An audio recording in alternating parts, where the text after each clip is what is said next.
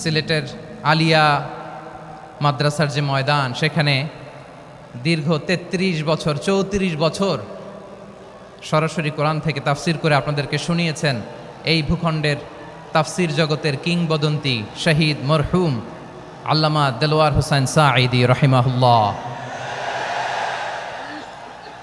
আমরা আমাদের আল্লামার জন্য দোয়া করি, আল্লাহ তাআলা মরহুম আল্লামা দেলোয়ার হোসেন সাঈদী রাহিমাহুল্লাহর জীবনের সকল খেদমাগুলোকে আল্লাহ তাআলা কবুল করে নিক। ওনার কবরটাকে আল্লাহ তাআলা কোরআনের নূর দিয়ে মোনাওয়ার করে দিক।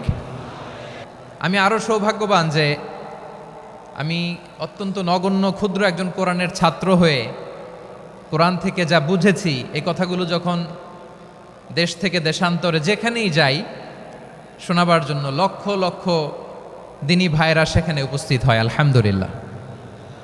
এবং যারা আসতে পারেন না, এরকম কোটি কোটি বনি আদম পরবর্তীতে সোশ্যাল মিডিয়ার কল্যাণে তারা কথাগুলো শোনেন, আলহামদুলিল্লাহ। আবার এমনও অনেক আছে যারা আমাদেরকে পছন্দ করেন না, তারাও ডায়েরি খাতা কলম নিয়ে, মোবাইল নিয়ে, ল্যাপটপ খুলে আমাদের আলোচনা শোনেন। আমি তাদেরকেও ভালোবাসি, কারণ আমার স্লোগান হচ্ছে হেরে যাবে ওদের হিংসা, ষড়যন্ত্র, জিতে যাবে আমাদের ভালোবাসা। বহু পরামর্শ দেখেছি এই 53-54 বছর। কেউ চালিয়েছেন 25 বছর, কেউ চালিয়েছেন 16 বছর, কেউ চালিয়েছেন 9 বছর, কেয়ারটেকার গভর্নমেন্টটা কয়েক বছর। সব দেখা শেষ। সবার নামের আগে মুহাম্মদ ছিল, যাদের ধর্মের নাম ইসলাম ছিল, কিন্তু কেউ ন্যূনতম নামাজের একটা আইন পর্যন্ত পাশ করতে পারেন নাই। সব দেখা শেষ। আগামীর দেশ হলো ইসলামের দেশ, কোরআনের দেশ। রাজি আছেন কারা কারা? হাত উঁচু করে দেখান মুসলমান। জোরে আমিন। আমার দেশে এখন এই মুহূর্তে সবচেয়ে বড় সমস্যা হলো গদি সমস্যা। কি সমস্যা বলেন তো? এই যে গদি সমস্যা হচ্ছে এখন সবচাইতে বড় সমস্যা। এখন যে সরকার আমার দেশে আছে, অস্থায়ী না স্থায়ী? অস্থায়ী। তাহলে এখন সামনে যে সিচুয়েশনটা আসতেছে, এই সিচুয়েশনে একটি সরকার, কল্যাণ সরকার, এটি কল্যাণ রাষ্ট্র গঠনের জন্য প্রয়োজন কিনা বলেন? প্রয়োজন। মনে হয় এই ব্যাপারে কোরআন কোনো বক্তব্য দেয়নি।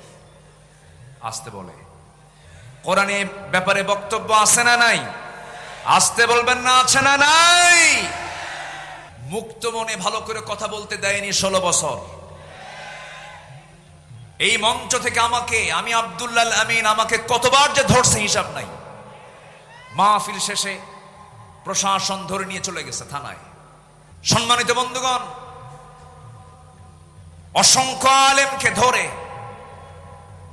জেলখানায় তাদেরকে রাখা হয়েছে। বিশেষ করে একজন ব্যক্তির নাম না নিলে অনেক বড় কৃপণতা হয়ে যাবে। এদেশের তাফসীর মাহফিল অঙ্গনের নক্ষত্র, কিংবদন্তি, সুপারস্টার মরহুম মকবুর শহীদ আল্লামা দেলোয়ার হোসেন সাঈদী রাহিমাহুল্লাহ। সম্মানিত ভাইয়েরা, আলেমদের অবদান কি শুনুন, একটু বলি। 2009 সালে আমার জীবনের প্রথম হজ ছিল। আমি 2009 সালে হজে যাই।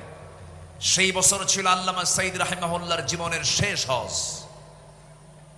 সেই হজ তার জীবনের শেষ হজ ছিল। রয়্যাল গেস্ট হয়ে তিনি গিয়েছিলেন হজে। মিনা, মুজদালিফা, আরাফা একই বছর হজে ছিলাম। হুজুরকে প্রশ্ন করা হলো, হুজুর দেশের অবস্থা খুবই খারাপ। টিপাই মুখে বাঁধের আন্দোলন তখন চলছিল সিলেটের দিকে। সেই সময় তাকে বলা হলো, দেশে আন্দোলন চলছে, ওইদিকে মামলাও রেডি হয়ে গেছে, ট্রাইব্যুনাল গঠন হচ্ছে, আপনার মনে হয় দেশেই থেকে যাওয়া ভালো হবে। সৌদি গভর্নমেন্ট আপনাকে নাগরিকত্বও দিবে, আপনি দেশে থেকে যান। উনি মুস্কি হাসি মেরে বললেন, সাঈদী পালায়া থাকে না। কি সাঈদী পালায়া থাকে না? আমার দেশ, আমার সংগঠন, আমার কর্মী, আমার নেতা বিপদে থাকবে, সাঈদী পালায়া থাকবে বাইরে। এই চরিত্র রাসূল আমাকে শিখান নাই। উনি বাইরে থাকেন নাই, উনি ফিরেছেন সাহসিকতা নিয়ে ফিরেই তিনি 2010 সালের 30 জুন গ্রেফতার হয়েছেন।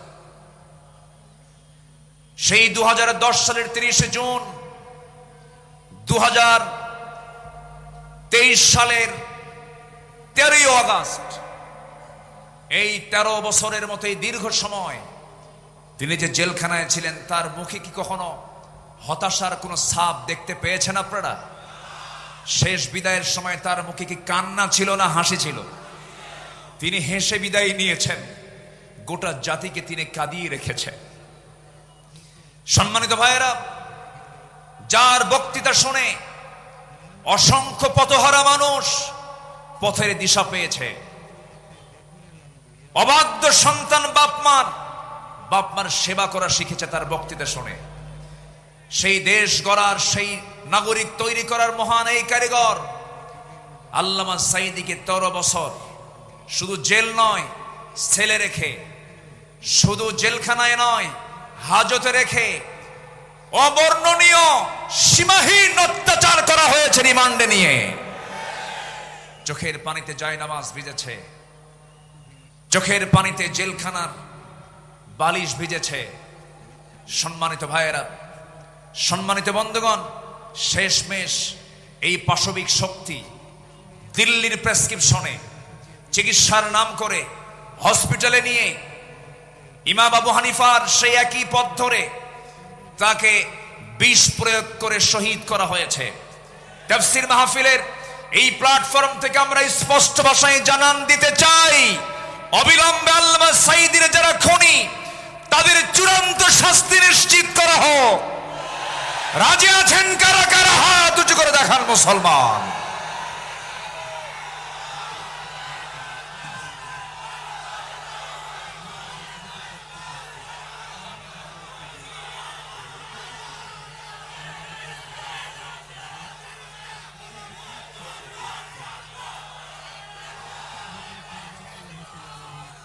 আল্লাহ কবুল করুন, জোরে বলে আমিন, আরো জোরে আমিন। আমার বিশ্বাস, আল্লামা সাঈদীর সুরেই কথা বলতে চাই। উনি বলেছেন, গোটা পৃথিবীর মধ্যে একমাত্র বাংলাদেশেই ইসলামী হুকুমত কায়েম হওয়ার জন্য একটা উর্বর জমিন, এটা বাংলাদেশ। এই জমিন আল্লাহর দিন কায়েম হবে, জোরে বলি ইনশাআল্লাহ, আর জোরে বলি ইনশাআল্লাহ।